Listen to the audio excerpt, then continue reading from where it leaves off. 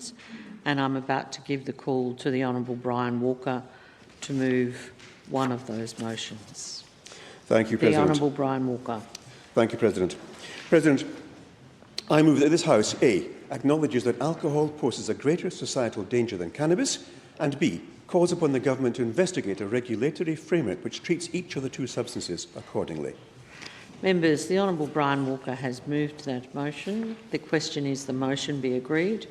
The Honourable Brian Walker. Thank you, President. Members know I've had a lot of jobs over the years, but there are a number of jobs I'm glad never to have enjoyed, if that is the right term.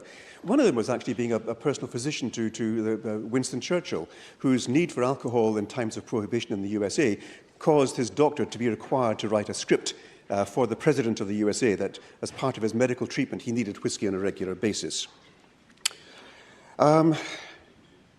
Medically, I have to disagree with that, of course, but that's because I'm a practicing physician. Well, we've had similar situations here in Australia. We had our first Prime Minister, the Right Honourable Sir Edmund Barton. He drank so much that he was nicknamed, we were debating this, Toby Tosspot or Tosspot Toby. Recently as 2009, one of his successors had to miss several parliamentary votes because he was asleep on the couch, having had several bottles of wine.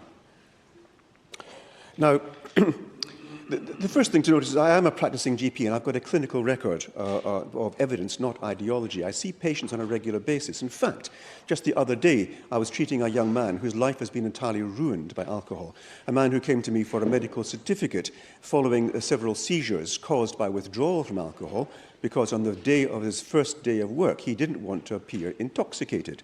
So 2 convulsions later and in hospital with a head injury, they naturally wanted to know, is he fit to work with us? And this is a man who is obviously highly intelligent, obviously, because I was speaking to him and his ability to use his cognitive processes, despite his marked physical issues resulting from alcohol abuse. I noticed that he was applying to do a job clearing gardens and basically driving around to pick up rubbish from gardens. And I thought, what a waste of a perfectly good brain. And this is something which I find quite intolerable, especially as very near where I live just now, on 4 corners of one area, there are establishments where alcohol can legally be sold. So it's very, very common. In fact, alcohol is a major part of our life. I do recall in my childhood here where the bars closed at 5 or 6 o'clock, and the rush into the bar to consume 5 or 6 large amounts of beer before closing time, rolling up drunk at home, it was actually the norm in society then. But what is the actual cost to Australian society of alcohol? Now, there was a commission by the Commonwealth, a Collins and Lapsley report, showed alcohol's net social cost. Now, you have to believe this, the net social cost, as estimated in 2008, was $36 billion per annum. Now, this wasn't actually due to the effects of alcohol. It's due to the loss to society in the inability to cope with alcohol. The FAIR modelling showed that the figure is substantially higher when we consider the healthcare, lost productivity, criminal justice and welfare costs as well. I did an estimate a few weeks ago when I gave a similar speech in Parliament, estimating that the current costs per annum are $72 billion. The figure is probably in that ballpark. And the World Health Organization Global Status Report tells us that alcohol is one of the leading risk factors for global disease burden. So the first question here is we're losing 36, probably more, $36 billion annually on alcohol. And the question is, what are the losses due to cannabis, the actual physical losses due to cannabis? Now, we did produce a paper in the last Parliament called at one stage the fourth budget paper, which showed that were we to legalise recreational cannabis, I'm not talking medicinal cannabis, I'm not talking about hemp, industrial hemp, just recreational cannabis would, very conservatively estimated, result in $1.25 billion profit over the 4-year forward estimates to our state. So not looking at loss, we're looking at gain. Now, the healthcare costs, it's approximately 5,500 deaths annually in Australia. I was a bit conservative. I estimated between 2021 and now about 9,000 deaths, but 5,500 deaths annually in Australia. with 157,000 hospitalizations per year in Australia. It's a leading cause of drug-related hospitalization in this country by a considerable margin. Now, looking at cannabis, I see the reports coming out. There's a flurry of papers coming out now of how dangerous is cannabis, how dangerous is cannabis. We'll talk about this at another point here, but we don't really have an established minimum lethal dose for humans. Alcohol we do. So the cannabis attributable mortality, if it is present, is a fraction, a tiny fraction of alcohol's present risks. Now, Dr. Nutt and all in The Lancet some years back estimated that of all the 20 substances causing harm to users and others, alcohol was number 1 and cannabis was number 8. Still too high, one might argue, but we can look at the figures in detail later. Now, the emergency department care data, we have the issues here with the hospital ramping, just now, the ED ramping. Is alcohol playing a role in that? Well, certainly it is. The alcohol accounts for a disproportionate share of after-hours ED presentations nationally. And look, anyone who's worked in ED will know this. Having worked in ED, it is absolutely common for someone in an alcoholized state to come into the ED either drunk beyond belief or indeed having had an injury, either fights or self-inflicted injuries or motor vehicle accidents. It's a standard, normal part of ED behaviour. In fact, there's one time I was called down at 2 in the morning to an ED patient, and the nurses were laughing. I said, this patient's unconscious in ED, and they were laughing. I said, well, why are you laughing? So I went down and I found this young man lie on the gurney there, absolutely unresponsive. And the nurses were just giggling and laughing and pointing at him. I said, what's wrong? Well, they said, he's diabetic. Yes. One cause for being unconscious. Secondly, he's epileptic. Right, second cause. And third, he's blind drunk. So 3 very good causes for being unconscious. In fact, in that case, it was actually diabetic, hypoglycemia, one injection, and he was awake again, albeit drunk. But you see, this is here, the complications we're facing in D on a regular basis is just not acceptable in our society, I would put to you. One thing, however, which particularly causes me pain is domestic violence. Now, not just because of the terrible harm it's causing to women and to children, but to the entire societal damage caused by domestic violence. And one of the major causes predisposing to domestic violence is, in fact, alcohol. Now, the Australian Institute of Criminology suggested that alcohol is implicated in 40 to 50% of all domestic violence incidents in Australia. That's simply unacceptable. When you regard, however, the pharmacology of alcohol as a central nervous system depressant, where your normal ability to actually manage things is actually reduced, you can see why events might come out of control and the violence in certain individuals could come to the fore. Not an excuse by any manner of means, but if that was not the case, if alcohol had not been in the game, that violence probably wouldn't have occurred in the first place. Alcohol is identified as a primary pharmacological driver of intimate partner violence. It's not merely a correlate, but a causal agent. Compare that with cannabis, where the very opposite happens. The violence simply doesn't occur in someone who's taken an overdose of cannabis. There's also a dose-response relationship between male alcohol consumption and partner violence. The more alcohol, the more violence. Now, alcohol is, of course, a disinhibitor, as I said earlier. It suppresses the prefrontal cortex, it impairs your impulse control, it activates aggression pathways, and that's a pharmacological fact. It isn't my opinion. So, alcohol is deeply unhelpful. Cannabis is not pharmacologically associated with aggression at all. Cannabis intoxication, while I cannot recommend that, is associated with a reduced, not increased aggressive behaviour. And replication studies consistently demonstrate this distinction.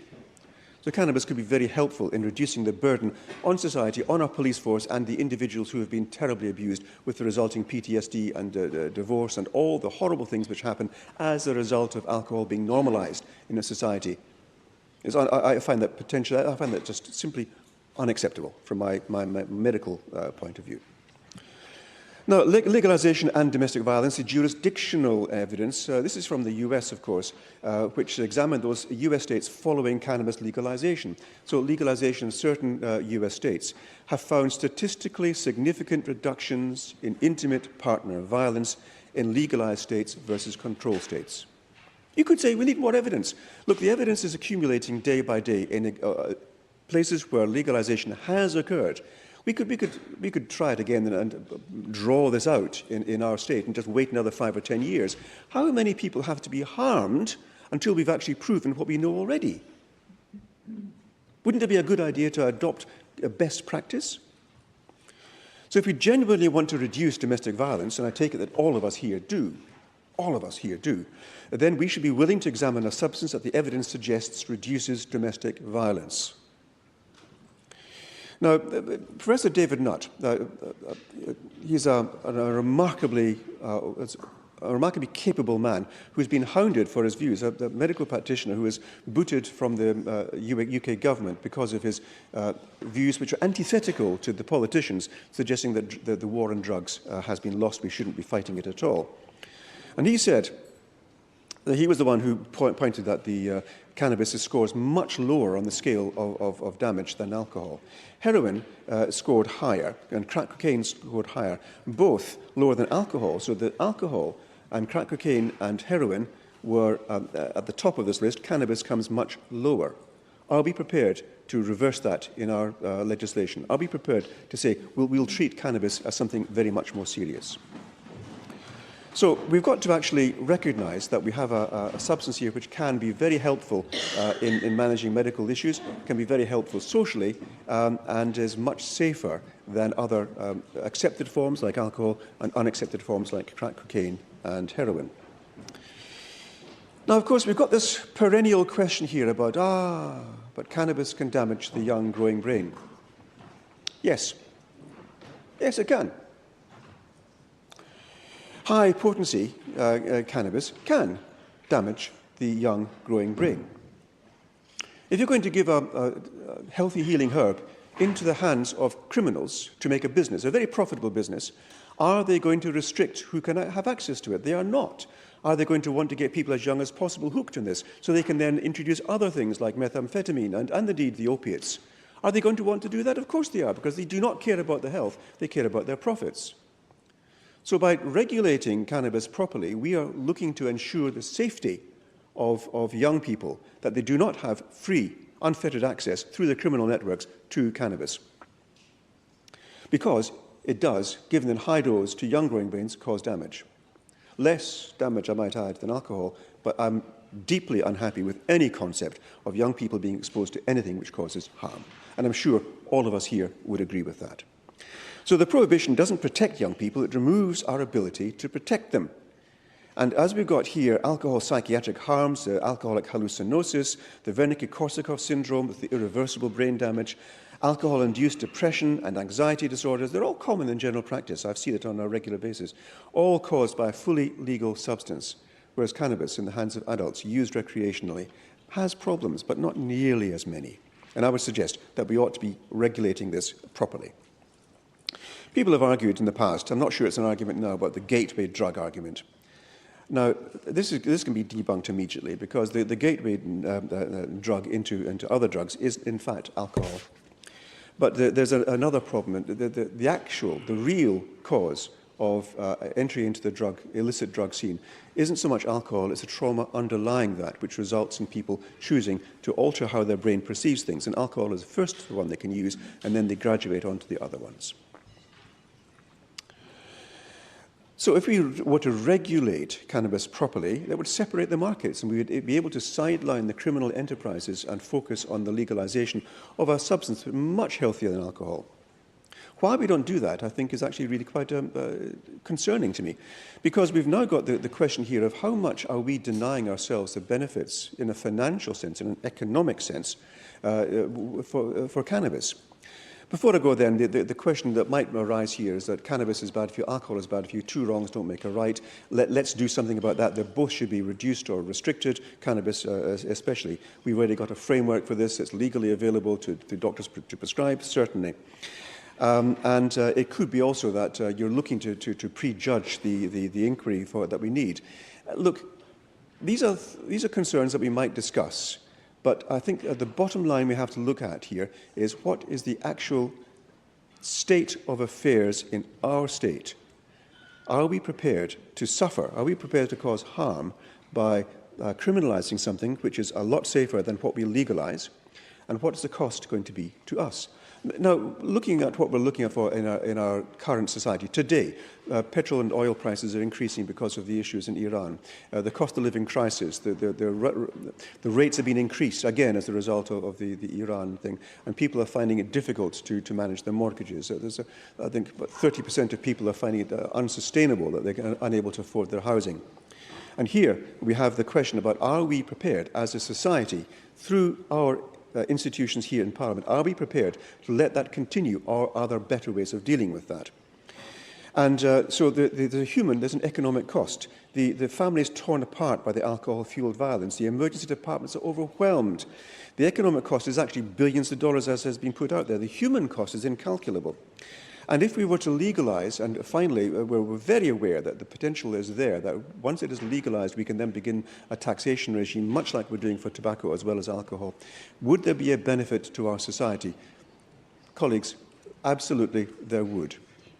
The benefit there is in billions of dollars, because once the medical cannabis and the recreational cannabis is actually legalised, then we take away the restrictions on the hemp industry.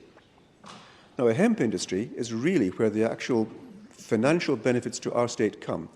I've mentioned before, we can use hemp for building bomb-proof covers for motors for the ADF. We could build ships which would withstand mine attacks on the ocean.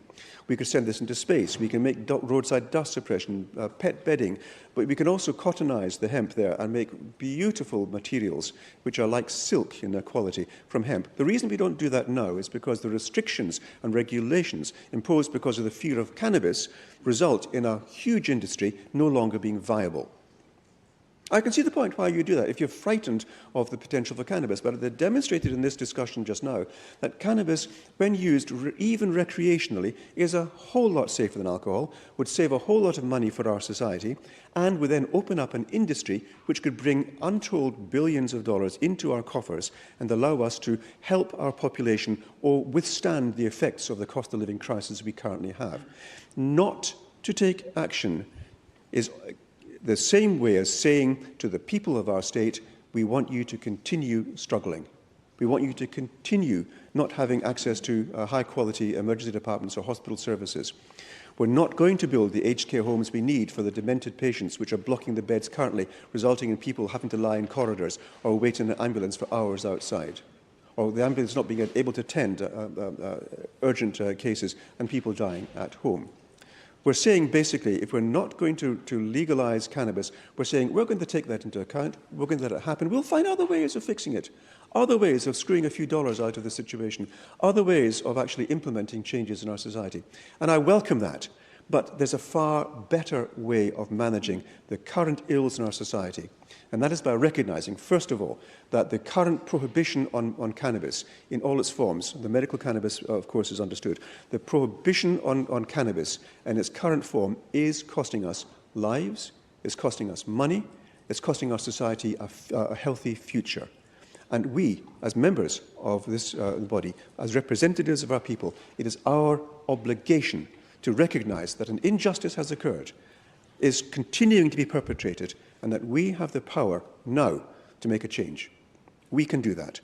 The argument of alcohol versus cannabis is entirely clear. If anyone were to suggest that cannabis is more dangerous than alcohol, there's such a lot of things I could say in private at the bar over a beer to counter that. Members, the question is the motion be agreed. The Minister for Agriculture. Thank you, President. And I just rise to give the government response. And I know there's a number of other people that want to speak on this motion. It's interesting, the turn of phrase about the alcohol poses a greater societal danger, and I think we all know that there is alcohol causes harm and is indeed dangerous in lots of circumstances. I am Somewhat conflicted, though, as the Minister for Agriculture and Food, I obviously have carriage of the brewing industry, the distilling industry, which the Honourable Brian Walker and I have shared a gin or a beer together on numerous occasions. And indeed, I also have a vested interest in the wine industry, which is why, unusually, as the Minister for Agriculture and Food, I am not the Minister for Wine. I have conflicted myself out, and the Honourable Stephen Dawson, the Leader of the House, has kindly agreed to be the Minister for Wine, and I see he struggles through that portfolio on many occasions. I follow his social media closely. But we do indeed acknowledge that alcohol does cause harm in our society.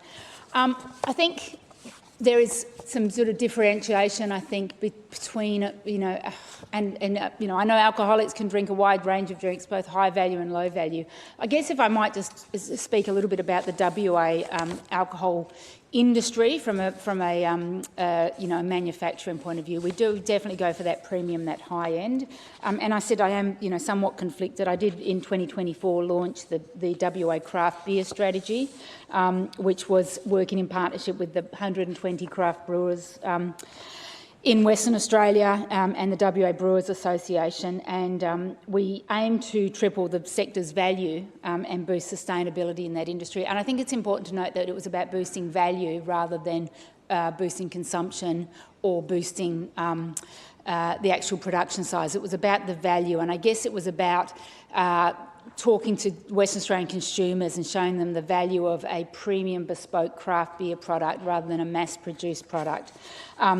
Those 120-odd breweries, and those numbers are increasing every day, add almost $650 million to the local economy. So that's certainly not lost on me. And as we know, breweries add a valuable tourism. They're part of that important agri-food tourism sector.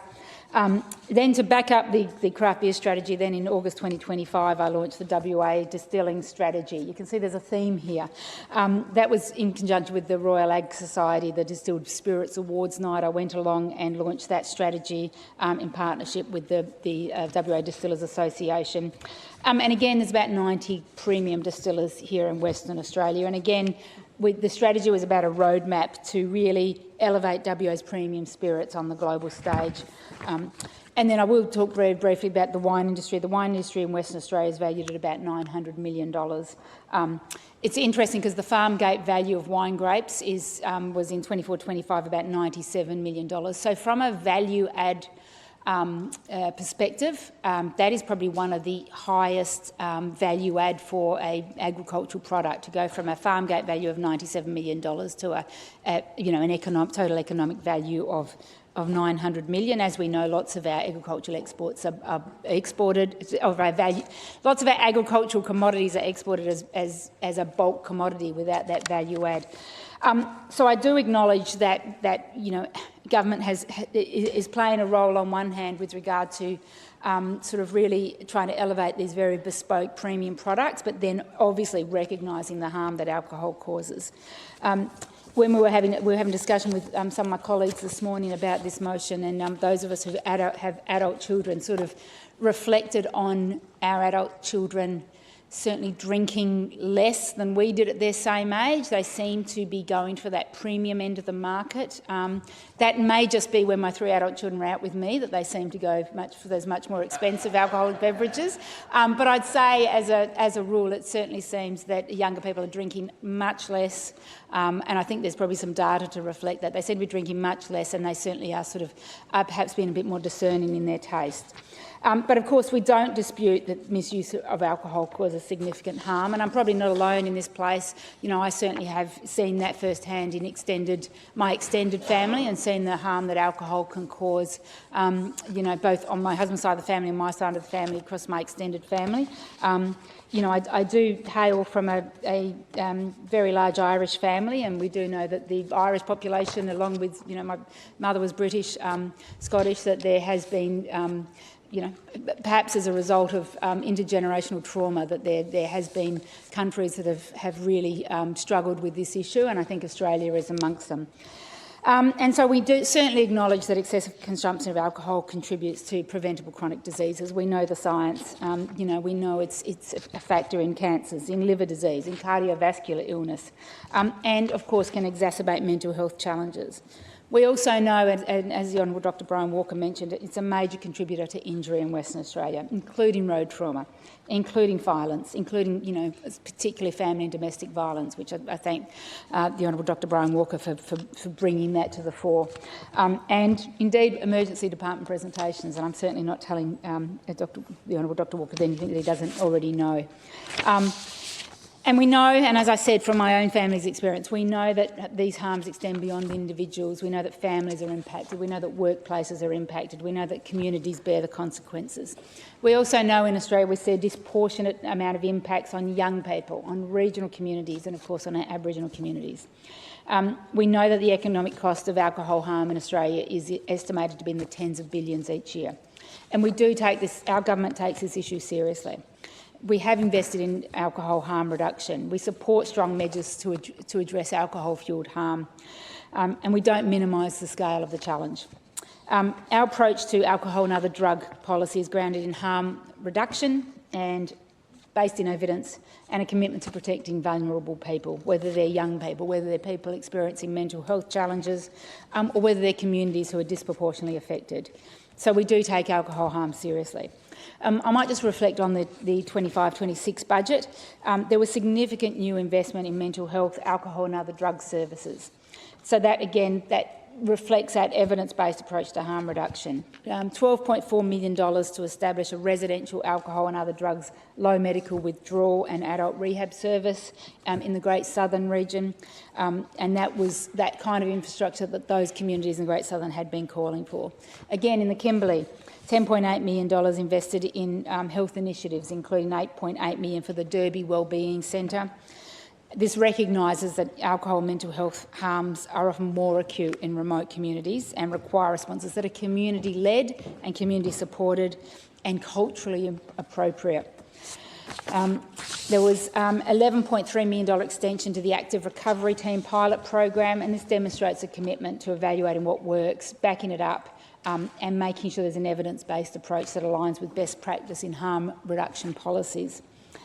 We do have a new 5-year Western Australian mental health, alcohol and other drug strategy. The new strategy 26 to 31 will be released this year and will be supported by detailed frameworks and implementation plans. And of course this follows on, this new 2026 strategy follows on from the current plan, the WA Mental Health Promotion, Mental Illness, Alcohol and Other Drug Prevention Plan that ran from 2018 to 2025.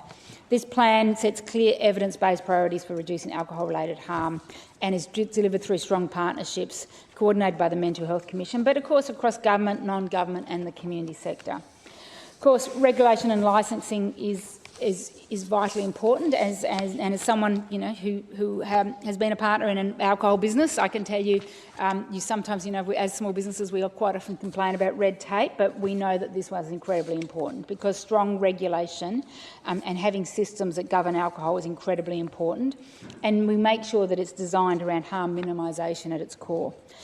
So we have a Liquor Control Act, which is of course the foundation. It embeds that harm minimisation into law and requires that every licensing decision takes that approach. It provides a comprehensive suite of tools to respond to alcohol-related harm.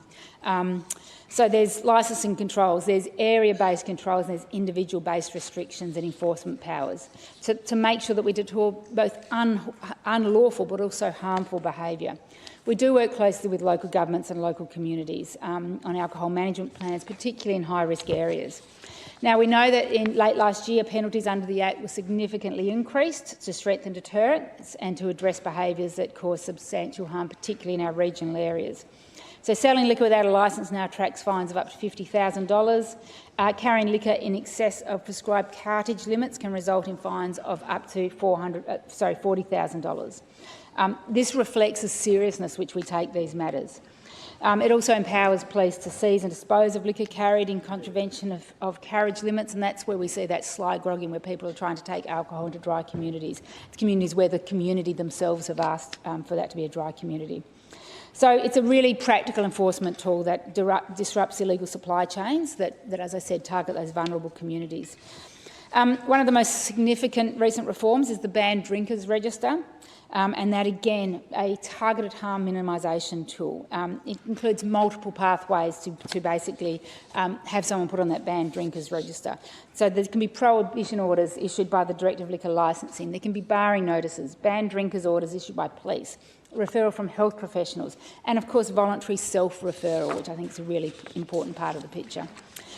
So it's important that banned drinkers register has flexibility, and that we have flexibility in the way we deal with these harm minimisation. We know that one size doesn't fit all. We're also seeing increased responsibility in promotion and advertising. That's a key element of our regulatory framework, is to work along responsible promotion. There are restrictions on promotion that encourage unsafe levels of consumption. We know this is no longer acceptable. And again, if I reflect on when I was in my 20s, which was a long time ago now, you know, it was regular that you would have promotions at nightclubs where you'd have, you know, hours and hours of free drinks. I can remember one nightclub where if you got there before 9, there was endless free glasses of something they called champagne. I don't think it was champagne on reflection. But it really did. You know, we had a system in place that sort of really encouraged excessive drinking. We no longer have that. There are restrictions, so we no longer allow advertising that covers a rapid consumption or excessive consumption. We no longer allow advertising that encourages risk-taking or antisocial behaviour, or advertising that was clearly designed to appeal to people under 18 years old. And as I said, I feel like it's working. You know, my youngest daughter's 22, my eldest daughter's 28, and you know, I see their cohort of friends. My youngest daughter lives with me when I'm in Perth. I certainly see, you know, they do drink, but certainly I don't see that level of consumption that perhaps, you know, if I was in a shared house when I was 22, well, I was in a shared house when I was 22, and I think the level of consumption is certainly not what I would see. And I will, you know, add to that, you know, my daughters have a endless supply of free premium Margaret River wine if they wanted to. They certainly don't take advantage of that, as perhaps you might think. It's not because I don't like it, it's wonderful wine, but it is this idea that they really are much more discerning. And I know not everyone is, and I think as a society we need to work together. And so we know that regulation works best with strong community-based support. So we continue to fund initiatives addressing alcohol-related violence, youth drinking, community safety. And again, that culturally appropriate co-designing with Aboriginal communities is important. Sobering up centres are a key part of our response. 9 centres being delivered across the state to provide safe harm reduction support, preventing people from sleeping rough, you know, sustaining injuries or entering into the justice system unnecessarily. And this isn't just remote centres. I certainly, you know, when I'm in Perth, I stay in Vic Park, and I certainly see the impacts of alcohol and other drugs just, you know, in the general area when I'm out and about. But I do want to just mention that we do have regional services across Pilbara, Goldfields, Kimberley and Great Southern providing counselling, diversion programs, youth support, low medical withdrawal services and culturally appropriate prevention. We are ensure responses are locally informed and indeed accessible. So our approach to alcohol is grounded in public health, and we will continue to refine and strengthen this approach where required. We take alcohol harm seriously, and we know that this is what responsible evidence-based policy looks like. Thank you. Members, the question is the motion be agreed. The Honourable Amanda Dorn. President, I rise to support this motion because how we regulate alcohol and cannabis has real consequences for people and for animals. The motion asks us to acknowledge that alcohol poses a greater societal danger than cannabis, and it does so because the evidence is overwhelming. This does not mean that cannabis is harmless, but when the law treats the more dangerous drug as normal and the less dangerous drug as a crime, then this is a public health and justice failure. As the Animal Justice Party member in this chamber, my job is to ask the questions that almost never get asked. Where does all this leave the animals? The dogs, cats, horses and other animals who live with us are often the silent, invisible casualties of households in crisis when alcohol is involved. If we are prepared to stand up here and condemn puppy farms, live export or greyhound racing because of the suffering they cause, we must be honest that alcohol misuse is also an animal protection issue. There is another dimension to this debate. Animals themselves are increasingly the subjects of cannabinoid-based therapies, not to intoxicate them, but to reduce suffering where conventional drugs have failed or caused serious side effects. Right now, the stigma and legal uncertainty around cannabis makes it harder for vets to access clear guidance, for researchers to do their work, and for companion animal guardians to obtain rigorously tested animal-appropriate products. The motion does not say treat cannabis casually. It says treat alcohol and cannabis according to the actual risk they pose and investigate a regulatory framework that reflects that. Supporting this motion is not being soft on drugs. It is being serious about harm and serious about science and serious about compassion. For those reasons, I support the motion. The Honourable Neil Thomson. Thank you, President. Look, I'm speaking on behalf of the opposition, and we are not going to support the motion. Today it's interesting. The Honourable Jackie Jarvis did speak on the motion, and I was surprised there was no reference. I know the honourable member was part of the review that was undertaken in this place with the Select Committee, and so. There are a number of inconsistencies, I think, with the motion which could have been referred to. One of the things I think the Honourable Dr. Brian Walker would probably improve his argument with if he did actually outline some of the challenges facing the community with the use of cannabis, and we don't often hear about that. And in fact, we saw the honourable member here during the debate on illegal tobacco sales. Effectively going to bat for those involved in the sale of illegal product, and I found that quite disturbing. And I think this is one of the challenges of coming to this place with a single platform. You know, obviously very passionate about the issue, and I'm not questioning the honourable member's approach to his belief in the use of medical cannabis, for example, in the treatment of matters, but I think what we find is a very one-sided argument. In fact, in this place we come and we hear over and over again we're effectively going to solve the economic problems, the budget, the housing crisis. It is really pie-in-the-sky thinking.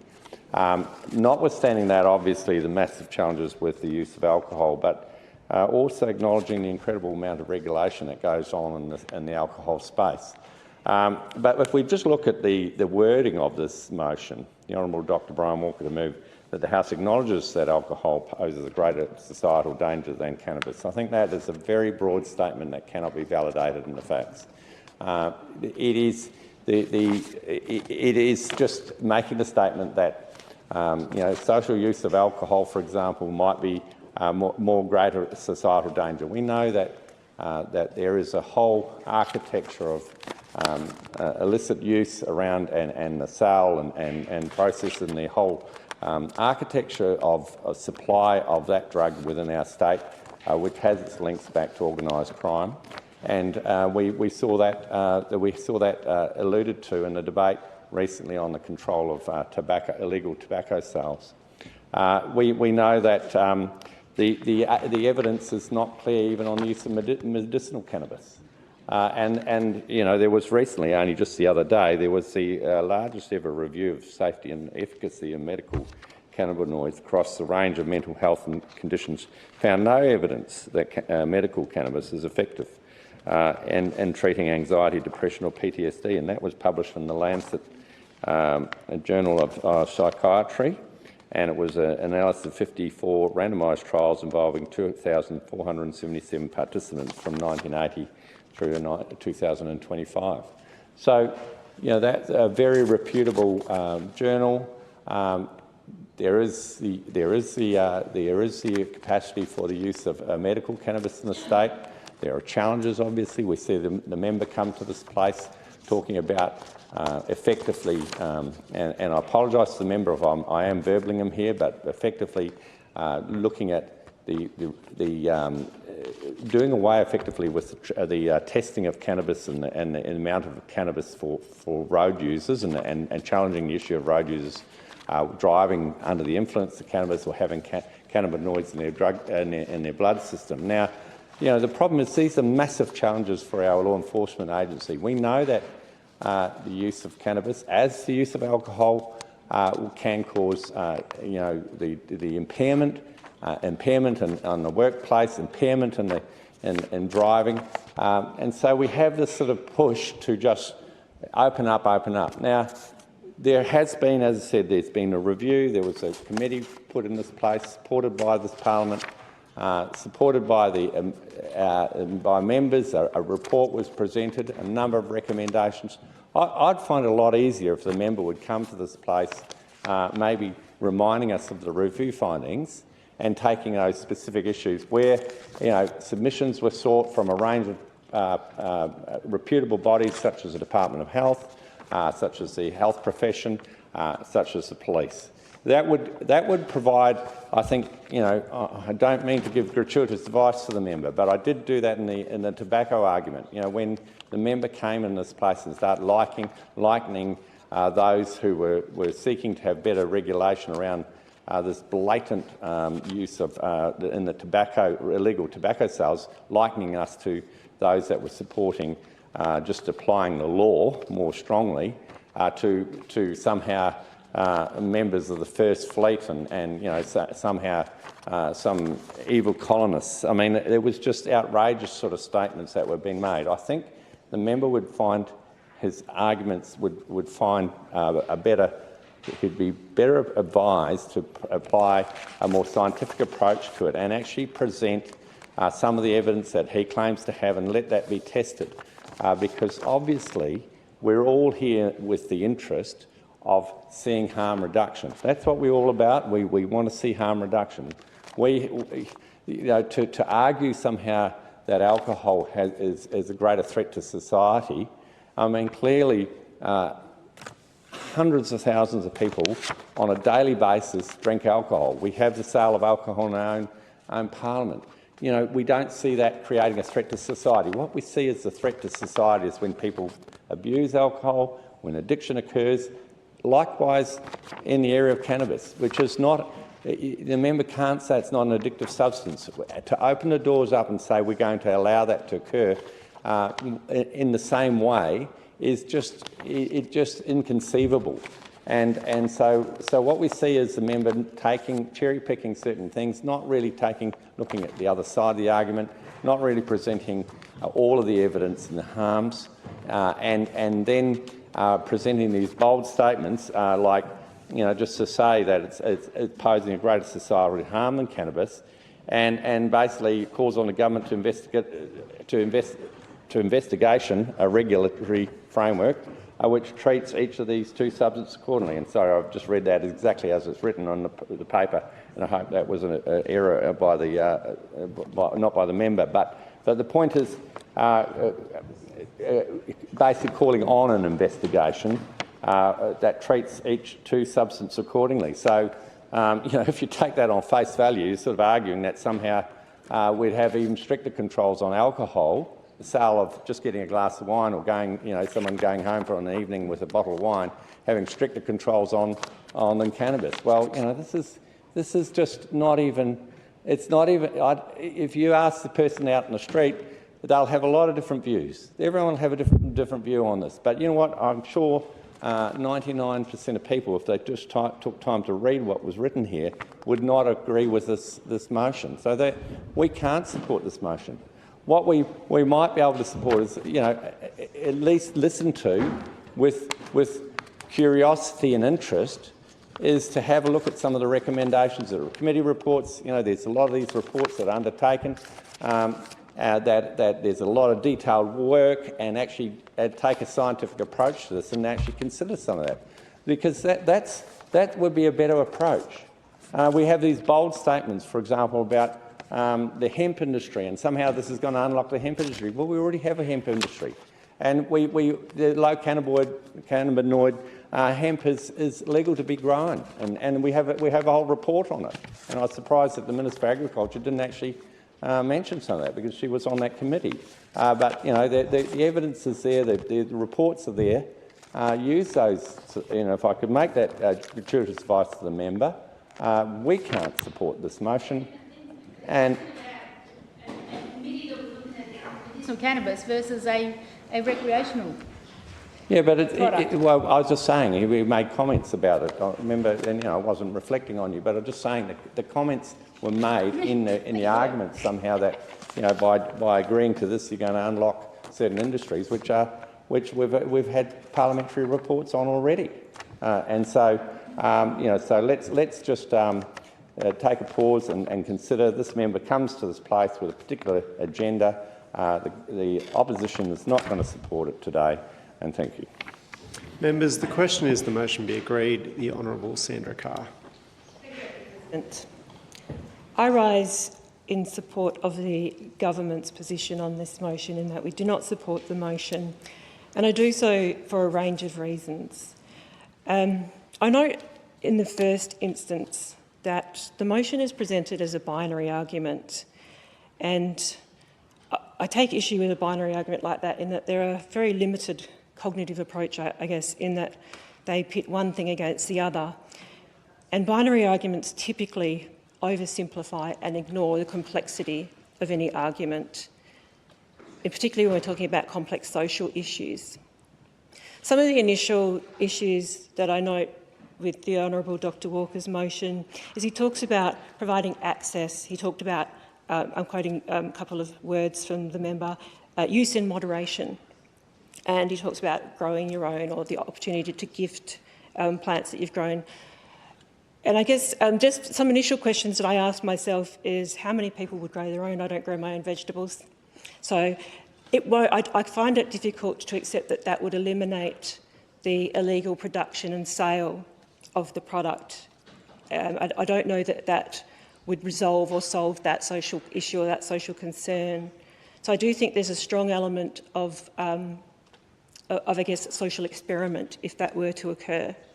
I also will give a brief amount of attention to the arguments made around family and domestic violence,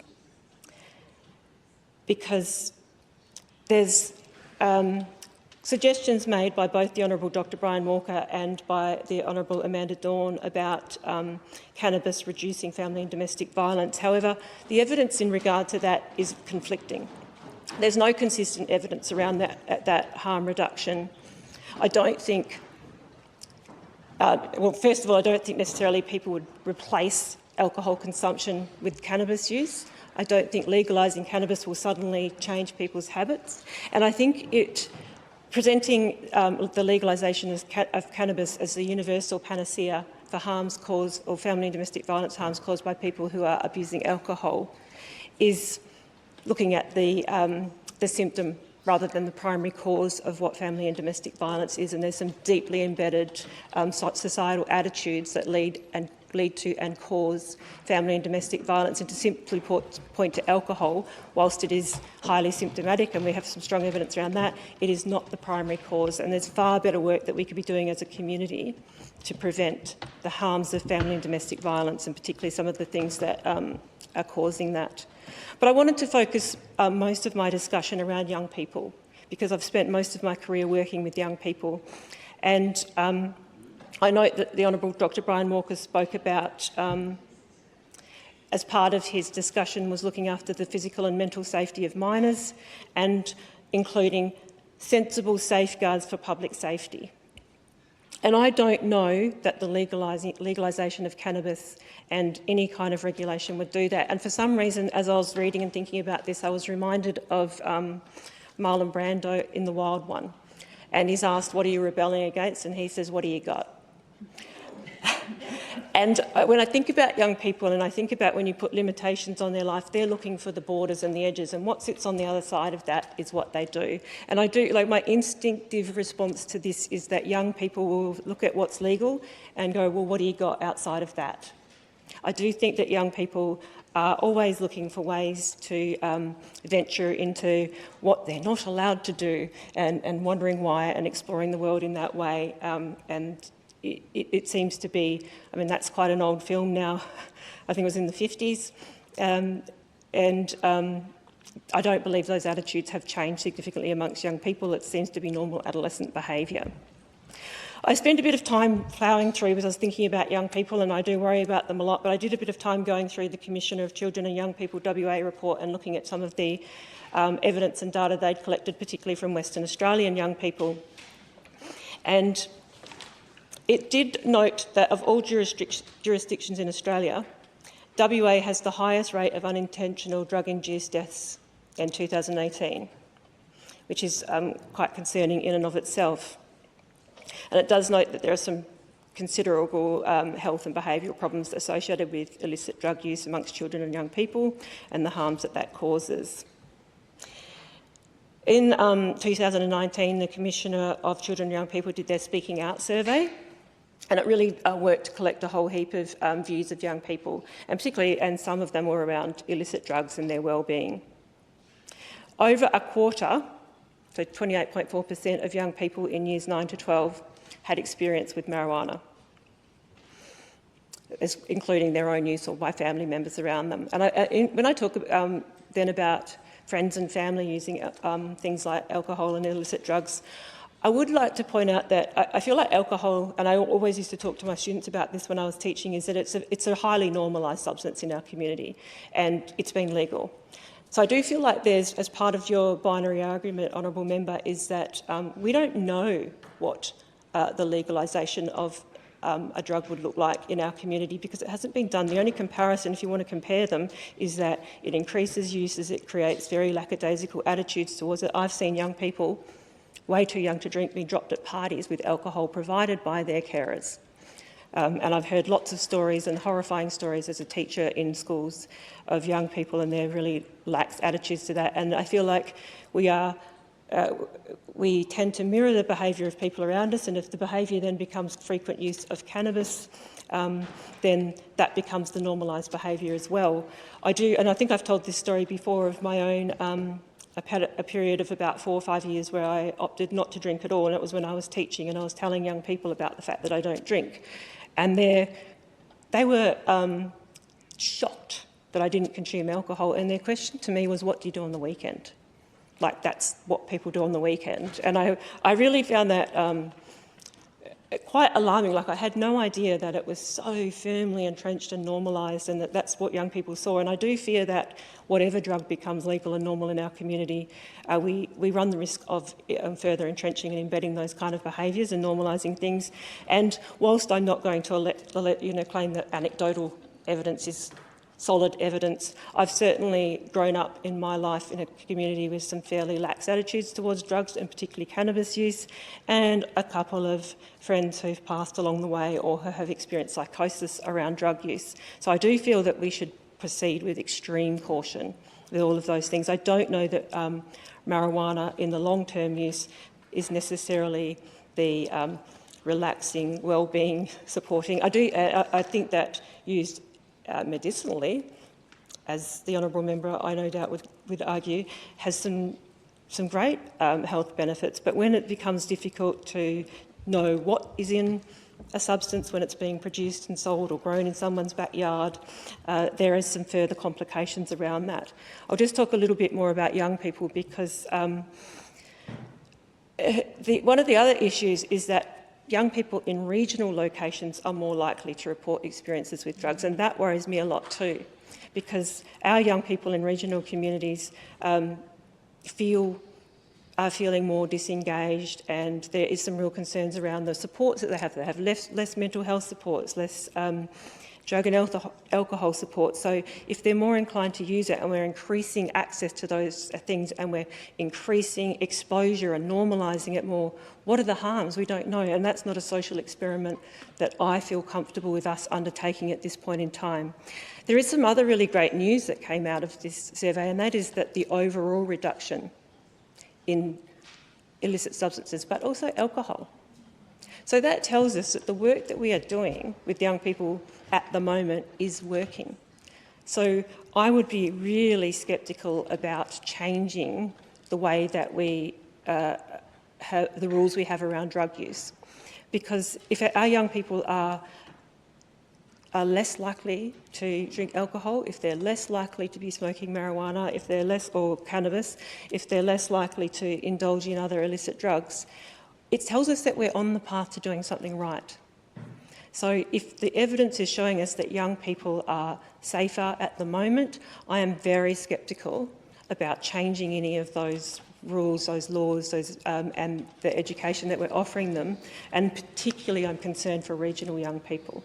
We do need to make sure that what we are doing and what we are saying is evidence-based and not a binary discussion, because it is a complex social issue that we're talking about, and that we really need to think about the full spectrum of consequences should we change our laws, or should we think about looking at a different regulatory framework around what is currently illegal substances. Thank you.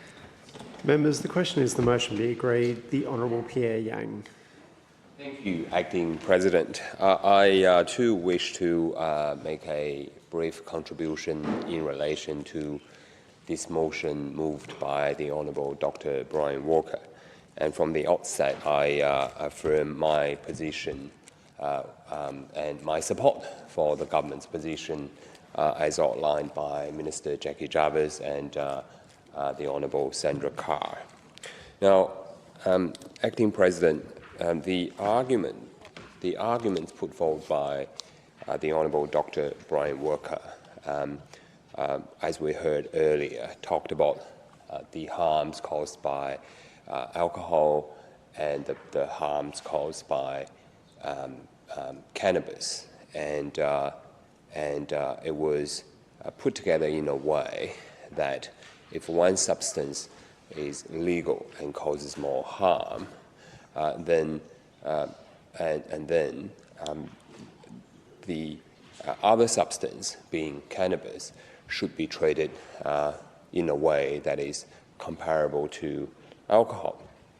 Now, on the surface, if you look at the arguments, it may carry some weight, but when you dive down, there are significant and serious issues with the premise of that argument, Acting President. I have to quickly dug up my lecture notes from 20-odd years ago, from my philosophy lectures when I was a student, looking at forms of argument and invalid forms of argument. And clearly, what we have heard today is an argument that confuses the positions that the harms caused by those two substances, and I'll talk about that in a little while. But what I do want to say is, at this point in time, I listened intently to the speech given by the mover. And so I listened and I heard the argument that if one substance causes harm, being alcohol, in our community, and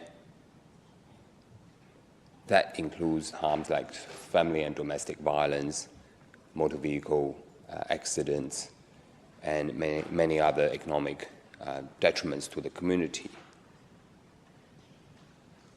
And because of cannabis seemingly have less harms,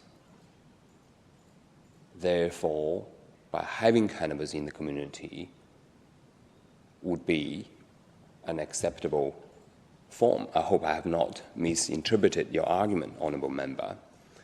But you cannot, Acting President, you cannot introduce one substance which has an effect of harm into the community to mitigate, as a way to mitigate the harms caused by another substance. By simply saying that having cannabis legalized would take away some of the harms caused by alcohol in the community is illogical. The premise of that argument does not stack up. What we have as a government is the harm minimization strategy, and that is the correct way to tackle the issues.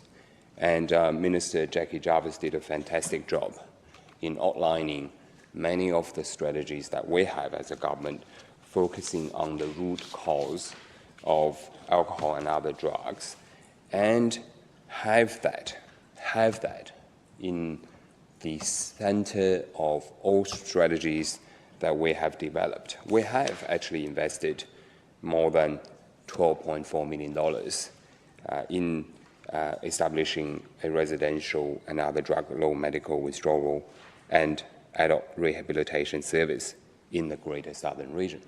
And we have new investment in mental health and alcohol and other drug services. These are the things, these are the strategies that we can really tackle the issue and the harms caused by alcohol. At the same time, if we have another substance that is legalized, that will undo all the work that we have done. You just cannot say that, all right, so substance A is causing all the harms.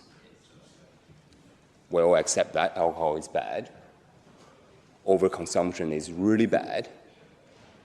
But wait, if we introduce substance B, that is going to take away all the bad things caused by substance A. The logic does not work. The logic just does not work. And Acting President, a more sensible approach to the issues is exactly what the government has done. A harm minimization approach to tackle alcohol and ensuring that the trend in our community that there are fewer and fewer young people taking up alcohol consumption, and they are drinking less and less alcohol, is a good sign that the community is awakening to the harms caused by alcohol. And that is a sign of what we have tried as a community, as a nation, is truly working. When I came to this nation 26 years ago, I heard the phrase binge drinking a lot. And that was my generation. And you don't hear that too much these days. And that is a sign of societal change. Now, we passed the Tobacco Products Control Amendment Bill last week, and that is the same kind of approach that we have taken as a community, not just this government, but as a community, as a society, that we want to reduce the harm through education, through informing the community, and making sure that young people understand that alcohol, cannabis, tobacco can have significant health impact. And Acting President, it is an important subject. I do wish to thank the Honourable Member for bringing his motion to this House so we can have a debate so we can talk about what is important to our community and put our government's position on the record. I want to thank the honourable member for doing that and reaffirm my support for the government position. Members, the question is the motion be agreed. The Honourable Katrina Stratton. Acting President, thank you. I too want to support the government's position and, like the two previous speakers, acknowledge the fundamental flaw in the binary presentation of the argument and its links to what, as the Honourable Sandra Carr pointed out, are actually very complex social issues. The societal risks of alcohol are significant. It is the most commonly used recreational drug in Australia, and it also does the most harm. And as the Honourable Neil Thomson pointed out, there are multiple and highly regarded studies that demonstrate that alcohol is indeed the most damaging drug, causing the most individual harm and the most social harm. And of course, as a social worker, I've seen the role that alcohol plays, particularly in family and domestic violence, child protection and child safety. I too have worked in an emergency department. I was the emergency department social worker at Fremantle Hospital for nearly 2 years. I saw the role that alcohol played in family and domestic violence, but also in harm that are arising from motor vehicle accidents and assaults, and its contribution to chronic health conditions as well. And at King Edward Memorial Hospital, where I was a social worker for a number of years, the devastating impacts of alcohol use during pregnancy and the rising rates of fetal alcohol syndrome as well. And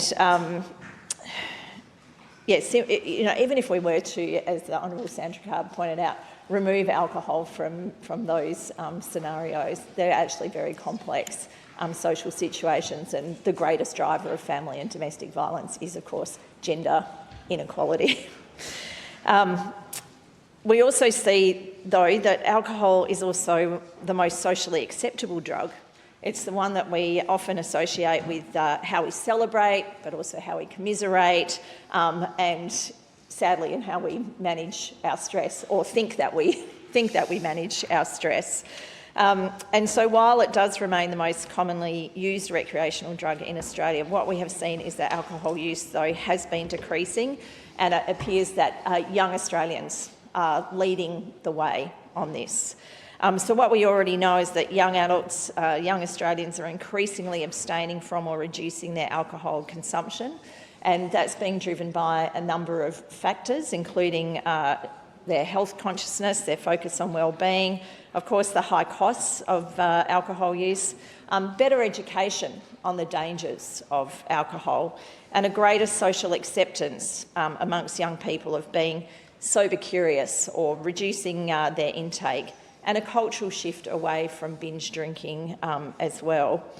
So data shows a significant and a long-term decline in teenage drinking since 2001, with Gen Z now far more likely to avoid alcohol compared to older generations.